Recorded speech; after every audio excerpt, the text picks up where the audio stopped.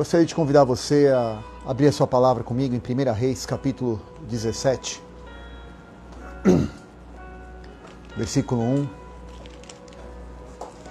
1 Reis ali, Antigo Testamento, capítulo 17, no versículo 1 diz assim: Ora, Elias, que significa, o nome de Elias significa Jeová é o meu Deus, ok? Se você não sabia, o significado do nome de Elias é Jeová é meu Deus.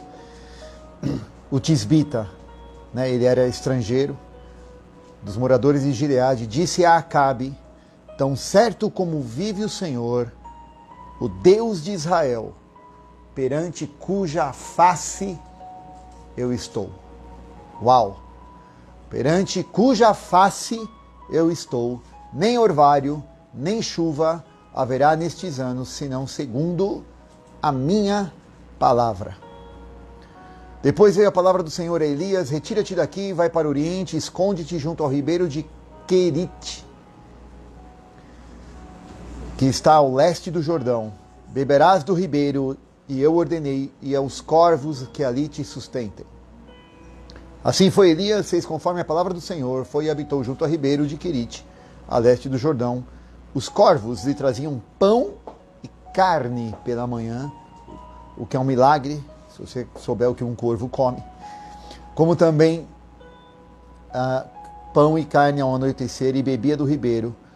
Porém, passado alguns dias, o ribeiro secou, porque não havia mais chuva. Porque no começo do versículo do texto, ele mesmo havia dito que não iria mais chover. Amém? Vamos orar. Senhor, nós te louvamos e declaramos, ó Deus, que nos achegamos à tua palavra com fome, com sede. Pedimos, Senhor, que nessa breve reflexão, nesta manhã, o Senhor fale aos nossos corações. Que possamos ouvir a tua voz e não sermos apenas ouvintes, mas praticantes. Que busquemos, Senhor, com diligência, aquilo que o teu Espírito Santo quer produzir em nós, vida e vida em abundância. Em nome de Jesus, Senhor, e tudo aquilo que milita contrário à tua palavra, perca as suas forças, caia por terra. E só o teu Espírito Santo tenha liberdade, Pai, para fluir em nós, em nome de Jesus. Amém. Amém, irmãos. Hoje eu gostaria de conversar e convidarmos a termos essa reflexão, né? De o Deus em cuja presença estou. Aqui, como diz o texto, perante a face dele eu estou. Uau! Pode parecer um atrevimento um homem dizer isso, né? Mas Elias, um tisbita, se você for estudar a vida dele e ver as coisas que este homem fez e produziu, e ele disse isso quando encontrou com Acabe, quando ele determina ali que haveria seca, porque Acabe estava servindo a outros deuses, estava ouvindo e sendo manipulado por Jezabel, sua esposa, e por conta disso fazendo sacrifícios a Baal e a outros deuses, aos Balaíns, né, as estruturas que ali haviam, e esquecendo-se que havia um Deus, e há um Deus em Israel, sempre houve, sempre haverá, amém? E ele então confronta Acabe, e ele vai no ponto que toca, né, que água significa a vida. E quando chega em 1 Reis, capítulo 18, depois de Elias ser perseguido por todos os locais, Deus ali escondendo Elias, e ele foi sustentado por uma viúva. Não faltou ali a viúva de Sarepta, ou Serepta em algumas versões. E a gente vê quanto Deus vai fazendo através da vida de Elias. E aí, passado o tempo, 3 anos e meio, procuram a vida dele e mandam pessoas, até que um certo homem vai, temente a Deus, a cargo e a mando de Acabe. E quando chega lá, implora para que Elias volte, vá, se apresente a Acabe. Então, no capítulo 18, versículo 15, ele volta a dizer a mesma coisa. Capítulo 18, versículo 15, disse Elias: tão certo como vive o Senhor dos exércitos, perante cuja face estou, deveras hoje vou me apresentar a Acabe. E aqui o enviado era Obadias, né, que clamou misericórdia a Elias, para que ele se apresentasse, para que ele mesmo, Obadias, não fosse morto ao voltar com a notícia ruim. E aí então, nós vemos homens, Elias de novo posicionado, e ele teve um discípulo que aprendeu muito bem com ele em 2 Reis. Vamos lá em 2 Reis, ainda analisando essa expressão, o Deus em cuja presença estou.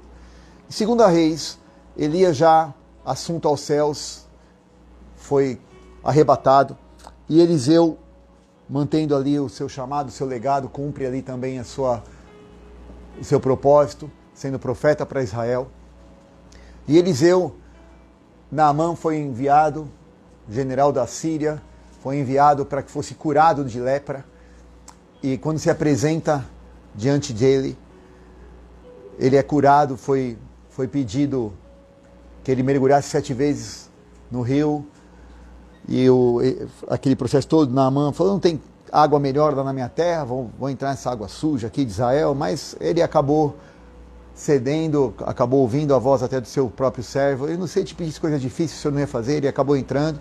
E quando ele recebe a cura, ele volta então para o lugar onde está Eliseu e quer dar a ele alguns presentes. E olha a resposta de Eliseu em 2 Reis 5, versículo 16. 2 Reis 5, versículo 16. Respondeu o profeta: tão certo como vive o Senhor, em cuja presença estou, não o aceitarei. Instou Naamã com ele, para que ele aceitasse, mas ele recusou. Cuja presença estou. O mesmo Eliseu, em outra feita, também a semelhança do seu mestre, no caso Elias, quando vai passando um tempo, também ali foi usado para dar uma profecia e ter o filho ali, uma outra pessoa que o recebeu, nesse caso não era uma viúva. Mas em 2 Reis ainda, capítulo 4, um pouquinho para trás, no versículo 27, a Sunamita e o seu filho, né? E era uma mulher rica, fez um quartinho ali para ele, na casa dela. E ela tinha um filho, em um certo momento o filho morre. E essa mulher Sunamita vai atrás do profeta. E Geazi, o seu servo, tentou recebê-la e não foi assim. Ela falou, não, vai tudo bem, mas eu preciso falar com o homem de Deus. E no versículo 27, do 2 Reis, capítulo 4, chegando ela ao homem de Deus ao monte, apegou-se-lhe aos pés, e Geazi foi para tirá-la, mas o homem de Deus disse, deixa, a alma dela está amargurada, e o Senhor o encobriu de mim. E o Senhor o encobriu de mim e nada revelou. Aí disse ela, no versículo 28, continuando a conversa, eu pedi alguma coisa para o Senhor, eu pedi algum filho, eu não disse para o Senhor, não me enganes. E disse Eliseu a Geazi, cinge os teus ombros, toma o teu bordão contigo, vai, e se encontrares alguém, não saúdes, e se alguém te saudar, não lhe respondas, põe o meu bordão sobre o rosto do menino, e ele vai viver. Porém, disse a mãe do menino, tão certo como vive o Senhor, e a tua alma, não vou te deixar. Eu acho que ela aprendeu alguma coisa com ele, né? Não vou te deixar. Aí então, o profeta, não se sentindo acuado, disse, eu vou com ela. Levantou-se e foi com ela, e nós sabemos a história, chegou a casa, pegou o menino que estava sobre a sua cama, morto, e aí orou e ele ressuscitou. O Deus em cuja presença estou. O Deus em cuja presença estou. Amados, nós temos aprendido e visto que nesses dias Deus tem levantado uma igreja para fazer a propagação e a multiplicação da mensagem do Evangelho. Uma igreja hoje que entende que a obra de Deus tem mais a ver com aquilo que está dentro de nós do que está fora. Bom dia, queridos, graça e paz. E se nós ousarmos e buscarmos conhecimento e entendimento do que a palavra está nos ensinando, a obra de Deus nunca teve com aquilo que estava para fora, sempre foi algo que estava para dentro. Porque o primeiro sinal das coisas de Deus, quando Deus se manifesta ao seu povo e ele coloca ali um tabernáculo, para que o povo pudesse ter ali a sua presença sempre com ele. E esse tabernáculo aponta para o nosso ser, que é espírito, alma e corpo. Nós somos um espírito, temos uma alma e habitamos um corpo. E aqui estes homens que não tinham o Espírito Santo, que veio só derramado no Pentecoste, tinham já uma clareza, uma consciência, uma experiência de servirem a Deus. Em qual área da vida deles, do ser deles, nós podemos compreender então que eles viviam no seu espírito? Eles não serviam a Deus na alma. Eles não serviam a Deus apenas no corpo, embora a sua alma estivesse envolvida, mas eles tinham uma plena comunhão com Deus no espírito. O Deus em cuja presença eu estou no espírito. Durante muitos anos nós ouvimos e fomos ensinados e fomos bombardeados por uma religiosidade que onde você estando somente na esfera da alma está tudo certo. Onde você fazendo coisas no seu corpo, agindo de forma religiosa, tendo um padrão de comportamento, tendo uma série de procedimentos para seguir, regras e doutrinas sendo cumpridas, ok. Você pode ficar com a sua mente aliviada, você pode bater o carimbo, tá tudo certo. Mas aqui nós estamos vendo que Deus tem um nível mais alto. O Deus em cuja presença estou. O Deus em cuja presença estou. Onde eu e você temos servido a Deus? Em qual parte do nosso ser nós permitimos que a presença dele entre e permeie o nosso ser e nós vamos um passo mais além, vamos um pouco mais a fundo e possamos perceber que antes de a situação chegar, às vezes ele que não permitiu que você a conhecesse, como foi o caso dessa mulher. O profeta diz, Deus não quis me revelar o que estava acontecendo, porque sinal que Deus sempre revelava o que acontecia, porque o mesmo profeta, quando foi cercado por milhares de soldados, e o seu servo foi em desespero, falou, Deus, abre os olhos desse tapado, porque ele foi lá e roubou a oferta de Naamã, estava mais preocupado com outras coisas, né? A visão dele era pequena, tacanha, era só baseada nas coisas deste mundo. E o profeta falou assim, eu não vou receber nada seu, porque a glória de Deus não é do teu poder, não é das coisas que vêm do teu bolso, mas a glória de Deus. E o Deus perante a presença estou, é dele a honra, é dele o poder. Ele não depende do ouro e prata, ele é o dono da ouro e da prata. Mas Geazi achou que pegando aquelas coisas ficaria bom, e no final nós sabemos o final da história dele. Pegou a lepra que estava em Naamã, pegou nele, infelizmente. Ele recebeu a paga, né? Quando a gente adora o Deus dessa terra, você recebe o que esse Deus dessa terra tem para dar. Mas quando você adora o Deus de verdade, a recompensa é muito melhor e é maior, e ela começa internamente e se manifesta no externo. Ok, nós estamos vendo algumas situações aqui no Velho Testamento. Vamos ver no Novo, Romanos capítulo 1. Nosso amado irmão Paulo nos ensina também que nós devemos ter esse entendimento, essa clareza de onde eu e você devemos servir ao Senhor. Veja só, a alma aponta para nossa vontade, nossas emoções, nossa mente, nosso intelecto. E é importante que você traga a sua alma cativa também à obediência do Espírito. Mas olha só o que diz Paulo no capítulo 1, versículo 9 de Romanos. Deus, vamos ler o 8. Primeiramente dou graças ao meu Deus por meio de Jesus Cristo no tocante a vós, porque em todo o mundo é anunciada a vossa fé. Deus, a quem sirvo no meu espírito. Deus, a quem sirvo no meu espírito, no Evangelho de seu Filho, é minha testemunha de como incessantemente faço menção de vós, pedindo sempre nas minhas orações que em algum tempo, pela vontade de Deus, se me ofereça a boa ocasião de ter ir convosco. Na versão King James diz, Deus a quem sirvo de todo o coração, pregando o Evangelho do seu Filho, é minha testemunha de como sempre me recordo de vós. Na versão João Ferreira atualizada, diz, Deus a quem sirvo no meu espírito, no Evangelho de seu Filho, me é testemunha de como incessantemente faço menção de vós. E nas versões em inglês, que o inglês também é bem fiel ao original, diz, Deus é minha testemunha, porque eu o sirvo no Espírito, no Evangelho do seu Filho. Uau! Vamos entender então o que é estar servindo a Deus. Primeiro, o que é servir a Deus? O que é servir? Vamos lá, o que é servir? O conceito, né? O que é servir, irmãos? Os irmãos que estão aqui podem responder. O que é servir? Ministrar. Que mais? Quando você... Um garçom ministra, né? Quando você está num restaurante, ele ministra a você a comida, ele ministra a você o seu pedido. Isso é servir, é trazer, né? Te servir. Traz aquilo que foi solicitado. Servir. Mas além de servir, no nosso dicionário, servir significa auxiliar, oferecer, ser útil, ajudar, se importar, fazer algo por.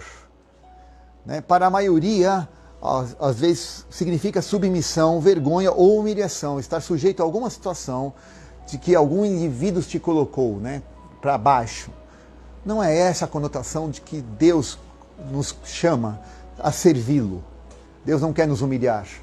Pelo contrário, Deus quer nos exaltar. Porque quando você e eu somos morada dele no Espírito, não há glória maior do que essa. Então, é trabalhar em favor de alguém, é você se colocar numa posição de colaborar. Agora a pergunta fica, será que nós temos algo a colaborar? Deus já não é pleno? Deus já não é completo? Por que ele nos chamaria então a fazer algo como serviço? O que nós podemos servir se Deus já tem tudo? O que significa então isso, servir no reino de Deus? No reino de Deus significa o que está lá em João capítulo 14. Vamos ver lá o Evangelho de João, no capítulo 14. Como eu disse, hoje é uma reflexão e depois eu quero que nós ganhemos tempo orando sobre ela. João 14, no versículo 21, diz assim: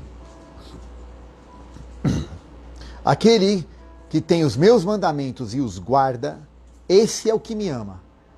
E quem me ama será amado do meu Pai, e eu também o amarei e me manifestarei a ele. Versículo 23, se alguém me amar, guardará a minha palavra, meu Pai o amará, e viremos para ele e faremos nele morada. 24, quem não me ama, não guarda as minhas palavras. Esta é a palavra que ouvis, não é minha, mas é do meu Pai, que me enviou. Olha o que diz o versículo 25 e 26, tenho-vos dito isso estando ainda convosco, mas o Consolador, o Espírito Santo, que vos enviará em meu nome, ele vos ensinará todas as coisas, e vos fará lembrar de tudo o que vos tenho dito. Uau! Lembrar. Então, olha só, o Espírito Santo, ele precisa, e ele tem todo o poder, ele é Deus, mas vamos entender a atuação de Deus na nossa vida de forma bem resumida, obviamente. Então, Deus, o Pai, nos chamou, nos amou, nos criou, e em determinado momento a raça humana vira as costas para o Senhor. O plano dele não se frustra, ele manda Jesus Cristo, seu próprio Filho.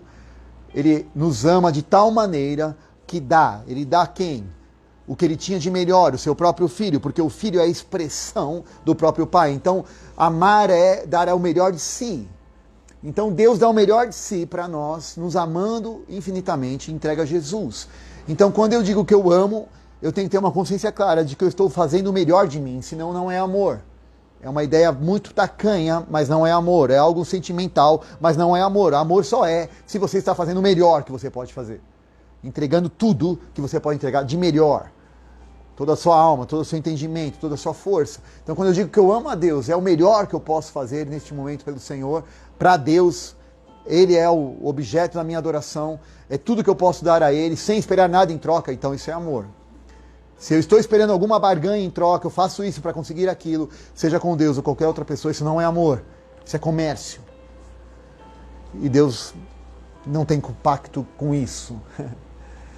Deus ama e ama sem volta. Ele não esperou você amá-lo primeiro.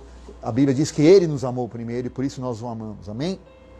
Então, servir a Deus implica fazer o que Ele manda, no sentido de guardar os mandamentos. E quais são os principais mandamentos que Deus nos dá?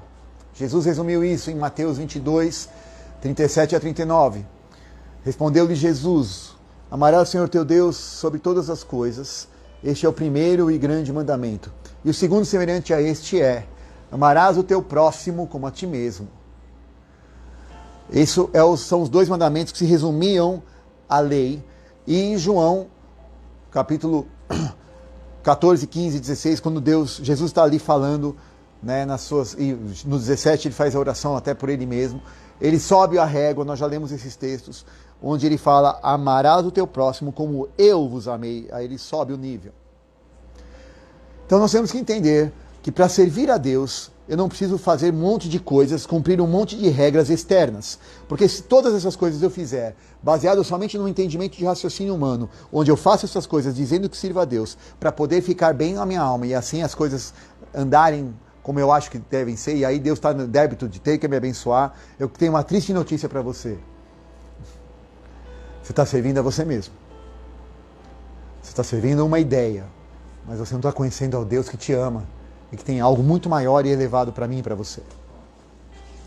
Agora, se você quer servir a esse Deus de verdade, procura conhecer o que ele fala, amar a ele de todas as formas, de todas as maneiras que você compreende que é amor, ou seja, sem receber nada em troca. Primeiro, em se entregando a ele, é impossível você se entregar a este amor e não começar a recebendo deste amor, amar ao próximo, envolver aquele que está ao seu redor, independente também daquilo que você possa ter de retorno.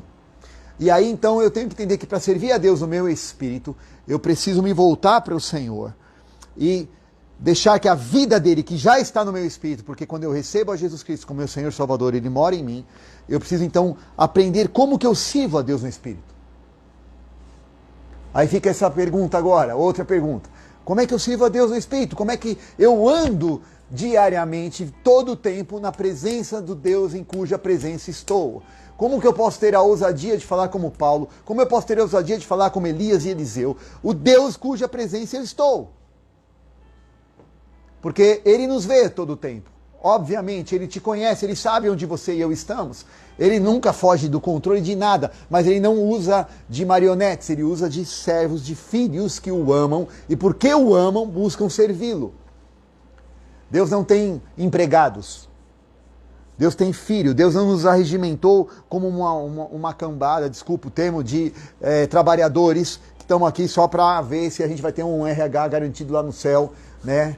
Um fundo de garantia. Não, eu estou servindo bastante aqui, aí agora eu tenho direito à minha aposentadoria eterna. Né? E lá não vai ter mudança de lei. Graças a Deus por isso. Né? Lá não vai mudar o tempo. Fica mais um pouco aí, sofre mais um pouco, que mudou a regra agora. Não, Deus não faz isso. Agora, Deus tem uma missão para o filho. O filho tem propósito. Um filho, você dá a ele e espera que ele cumpra um propósito. E Deus nos deu um propósito. Deus nos chamou para existirmos porque temos um propósito. E qual é este propósito? Se não, primeiro conhecê-lo e dar-lhe a conhecer. Primeiro conhecê-lo e dar-lhe a conhecer. E aí, eu queria te convidar a ver em Mateus capítulo 6, já indo para o encerramento. Se você puder manter esse texto de João 14 aí guardadinho, põe algum papelzinho aí, ou um dedinho, se você tiver no celular você volta depois, mas veja lá em Mateus capítulo 6, como Jesus nos ensina, e aí vamos entender de uma forma mais clara o que é servir ao Senhor no Espírito. Se servir ao Senhor não produzir estas coisas que eu vou te falar agora, não é servir ao Senhor. Porque isso está mexendo comigo e eu estou pedindo a Deus misericórdia, porque eu não quero servi-lo de forma mental. Eu não quero servir a Deus apenas no meu raciocínio, na minha força, porque eu vou servir num limite muito tacanho. E eu não vou estar todo o tempo na presença, eu vou ter nuances de presença. Mas eu quero viver como estes homens viveram e provam que é possível viver todo o tempo na presença dele. Estar todo o tempo andando no Espírito, vivendo no Espírito, orando no Espírito, comendo no Espírito, se relacionando no Espírito. Isso é possível, irmãos. Ah, nossa, isso é utopia. Não, não é. Isso é real. E olha só o que Jesus nos ensina. No capítulo 6 de Mateus, texto tão conhecido. Portanto, quando você for orar, entre no seu quarto. Não sejais como os hipócritas, que gostam de orar em pé nas sinagogas, né, nas esquinas das ruas, para serem vistos pelos homens. Em verdade vos digo que ele já tem a recompensa. Versículo 6 de Mateus 6. Quando você orar, entra no teu aposento ou no teu quarto e fecha a porta. Ora ao teu pai que está em secreto, e o teu pai que vem em secreto te recompensará. E orando, não useis de vãs repetições como gentios, que pensam que porque falam muito, vão ser ouvidos. Não vos assemelheis a eles, porque o vosso Pai sabe do que você precisa antes de você pedir. Portanto, vós orareis assim: Pai nosso que estais no céu, santificado seja o teu nome. Venha o teu reino. Seja feita a tua vontade, na terra como no céu. E o pão nosso de cada dia nos dá hoje. Perdoa as nossas dívidas, assim como nós perdoamos os nossos devedores.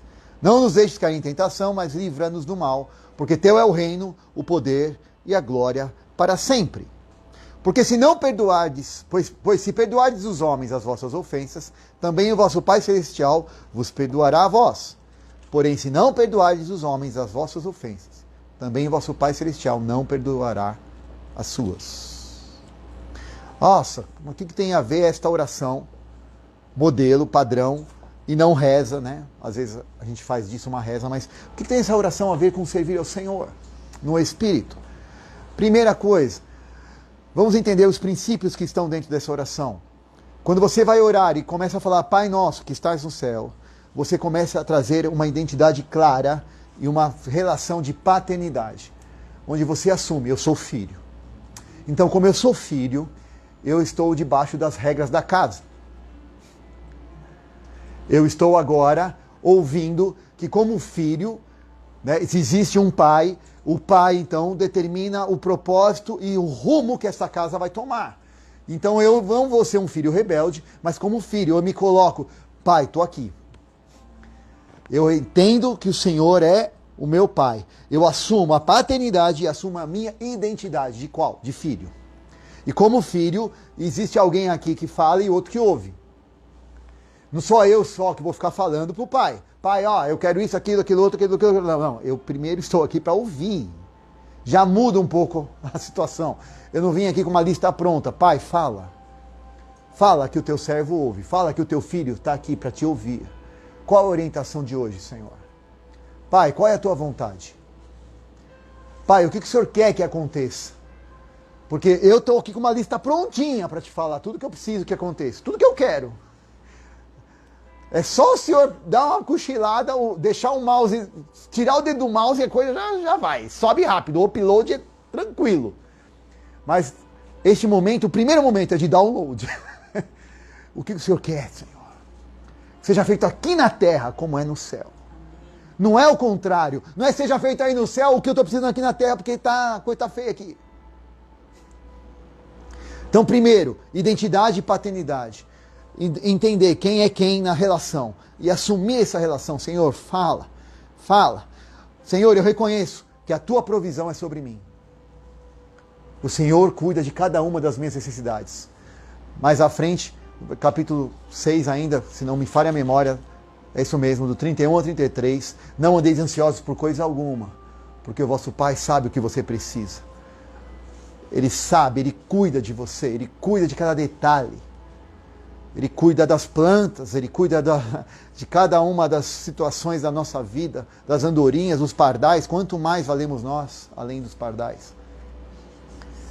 Então, assumo a minha identidade, assumo a paternidade, entendo da provisão, porque eu tenho necessidades para viver. Reconheço, o Senhor é a minha provisão, porque o pão nosso de cada dia o Senhor me dá.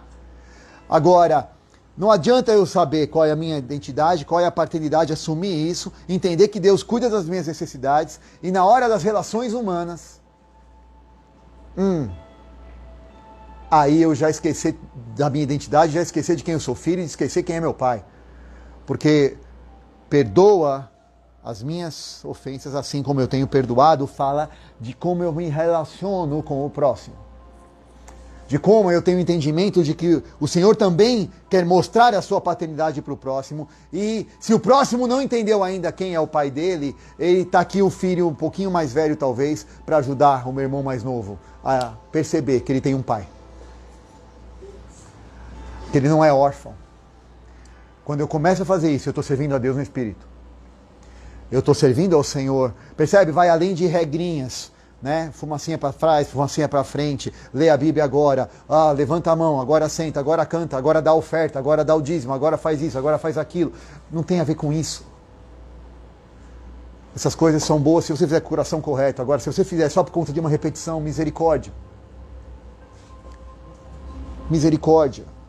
Deus vai além disso.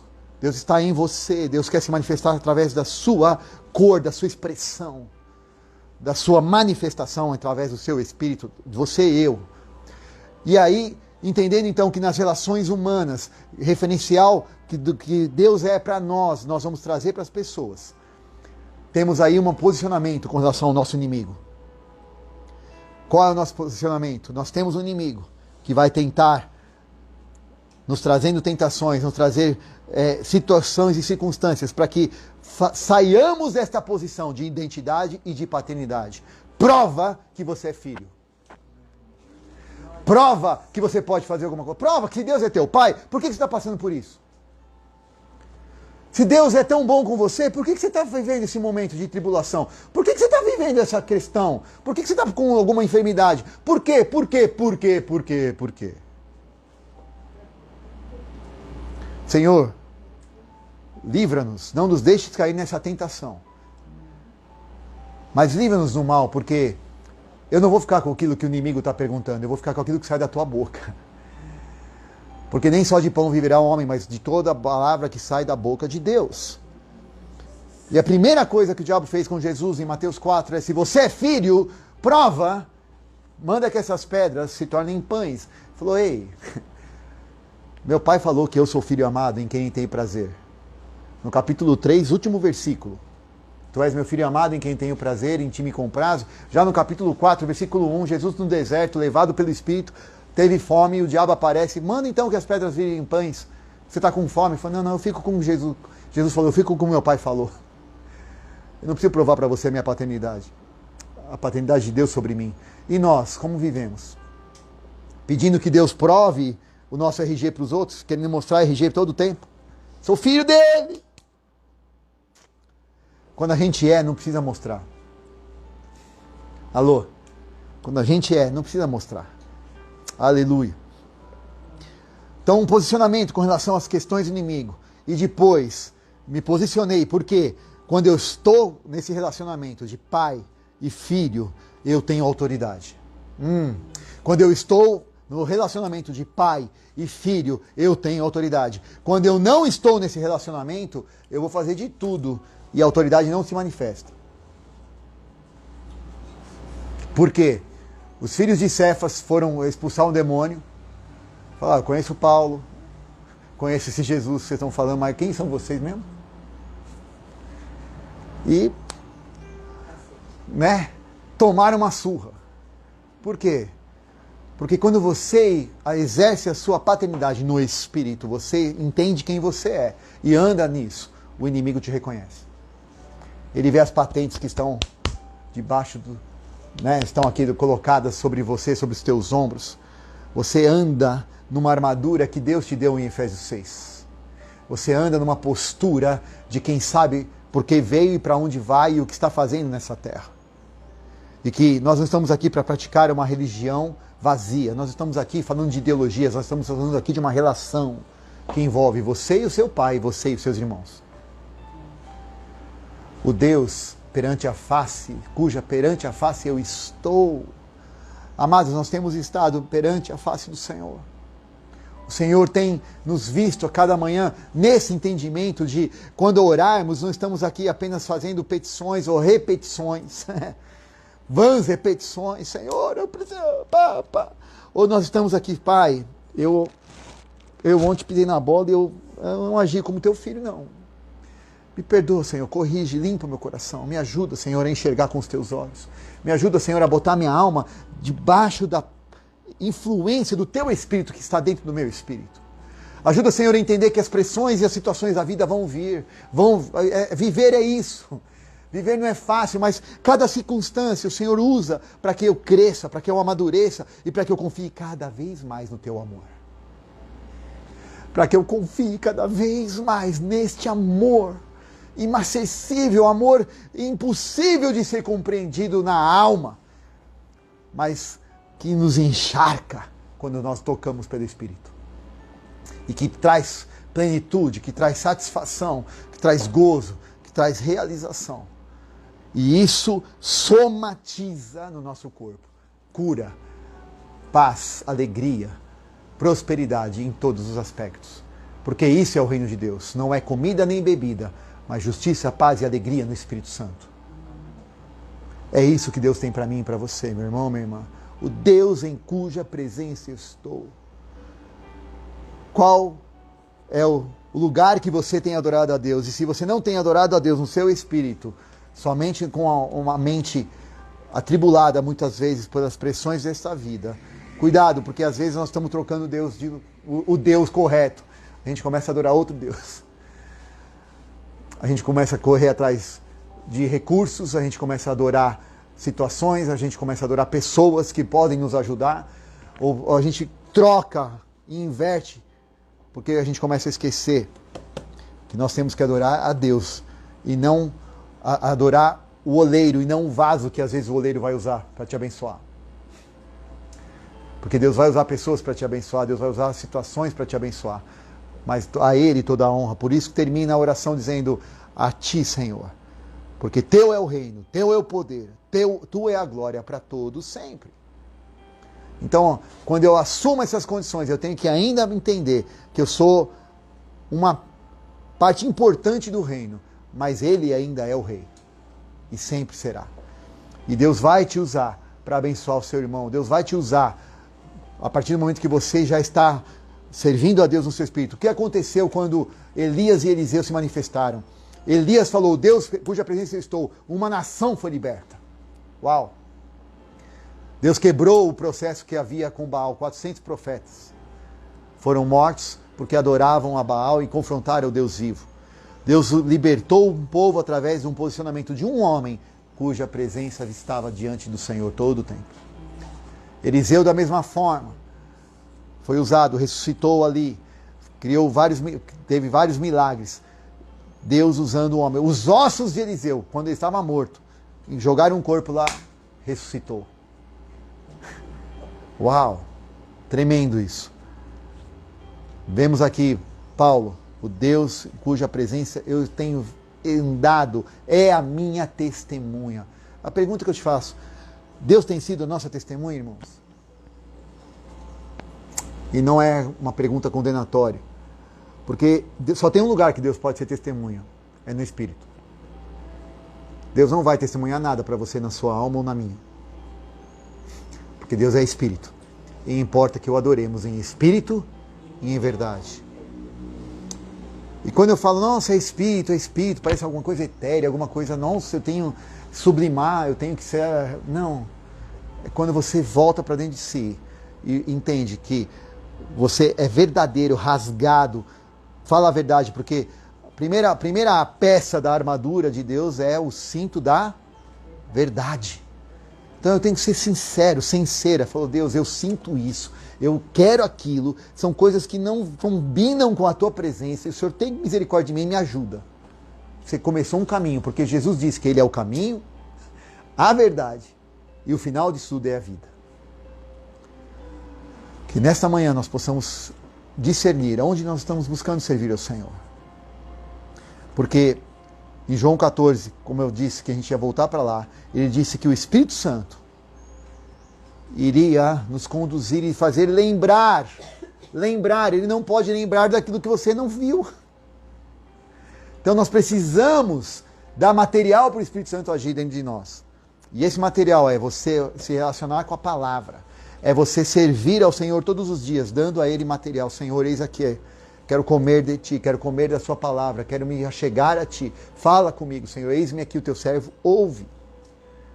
Eu não vou abrir a minha Bíblia para o Senhor. Anota aí, Deus. Olha aqui, os meus mandamentos para o Senhor hoje, Deus, é esse aqui, preciso disso, aquilo outro. Não, é o contrário, irmão. Aquele que ama o Senhor, guarda os seus mandamentos, e todas as coisas estão já prometidas para mim e para você. Ele vai te abençoar, Ele vai cuidar de você. Não duvide disso. Cuide das coisas, busque primeiro as coisas do reino, e as demais coisas serão acrescentadas. Não, nós, infelizmente, por conta da pressão desses dias, temos corrido atrás das outras coisas para ver se o reino chega. Senhor, nos perdoa. Que nessa manhã o Senhor nos perdoe. Em nome de Jesus, a começar de mim. Vamos orar. Pai, eu te peço, Senhor, que nós compreendamos de forma clara o que o Senhor quer falar conosco e busquemos, ó Deus, te servir não mais apenas com uma consciência natural, não apenas, Senhor, no nosso entendimento humano, mas que voltemos para o Teu Espírito, que em nós habita. Senhor, que entendamos que não se trata de um código de conduta, não se trata, Senhor, de um palavrório, não se trata, Senhor, de aderir a este ou aquele estilo de vida, mas fala de uma mudança interna. Fala, Senhor, de uma clareza, de uma convicção, de uma relação onde nós somos livres. Livres de preconceitos, livres, Senhor, de achismos, livres, Senhor, de pressões do que vão dizer ou vão pensar. Porque o importante é o Senhor. É o que o Senhor diz. O que é importante é o que o Senhor pensa ao nosso respeito. E a Tua palavra diz que são pensamentos de paz e não de mal. O que é importante, Senhor, é podemos andar e ser livres nesse relacionamento para receber a vida que está em Ti, ó Deus, que o Senhor já derramou em Cristo Jesus. E ao usufruirmos dessa vida, Senhor, podemos ser canais dela para outras pessoas. Senhor, continuando livres, ó Deus, de transmitir isso de uma forma simples, de uma forma não religiosa, não tacanha, não moldada por mãos de homens, mas moldada pelo querer do Teu Espírito. Porque a Tua palavra diz que aqueles que são guiados pelo Espírito são como o vento. Ora sopram, ora suciam, ora ciciam, ora, Senhor, vem como uma forte tempestade, mas você não sabe de onde vem nem para onde vai. Oh Deus, que possamos compreender o que o Senhor precisa de nós neste tempo. Neste tempo tão complicado que temos vivido, Senhor, onde as coisas estão se fechando, as portas da graça se fechando estão, diz a Tua palavra. Mas o Senhor ainda tem voz nesta terra, através de nós. Eis-nos aqui, Senhor. Eis-nos aqui, Senhor. E para tanto precisamos amadurecer, precisamos crescer, precisamos ser filhos úteis, maduros, para carregarmos a arca aos nossos ombros. E para tanto, Deus, precisamos ter o mesmo nível de maturidade para que a arca não caia. Precisa, Senhor, ser várias pessoas, nenhuma pessoa sozinha vai fazer isso, mas é uma família de irmãos e irmãs que Te amam e reconhecem a Tua paternidade, a identidade que o Senhor tem nos dado, para andarmos, Senhor, todos os dias na presença do Deus em cuja presença vivamos, para a glória do Teu nome, Senhor. Traz-nos essa consciência que vai além, Senhor, do corpo, vai além da alma, que rompamos o átrio, Senhor, que vamos além, Senhor, do santo, para entrarmos no Santíssimo e trazer a presença dessa arca a toda a gente, para a glória e honra do Teu nome, Senhor. Que possamos em breve tempo, cada um de nós dizer, o Deus em cuja presença estou. Ele me revela todas as coisas. Ele só não revela o que Ele não quer, como foi o caso, Senhor, daquela sunamita. Mas Ele usou assim mesmo o Teu poder e a Tua graça, Senhor, para fluir. Eis-nos aqui, Senhor. Em nome de Jesus. Que possamos Te servir de verdade, em espírito e em verdade, a cada manhã. Para a glória do Teu nome, Pai. Em nome de Jesus. É o nosso clamor, é a nossa oração. Que Deus possa também fazer assim na sua vida, você que está nos assistindo. Nós vamos continuar aqui orando. Vamos louvar ao Senhor juntos. Vamos meditar nesse momento que Deus nos proporciona essa palavra. Quero te convidar a fazer o mesmo. Se você puder, coloque um louvor, dobre seu joelho, faça como você achar melhor. Mas busque o Senhor. Busque o Senhor. Para a glória de Deus, em nome de Jesus, eu te convido a fazer isso. Deus te abençoe, te guarde, em nome de Jesus.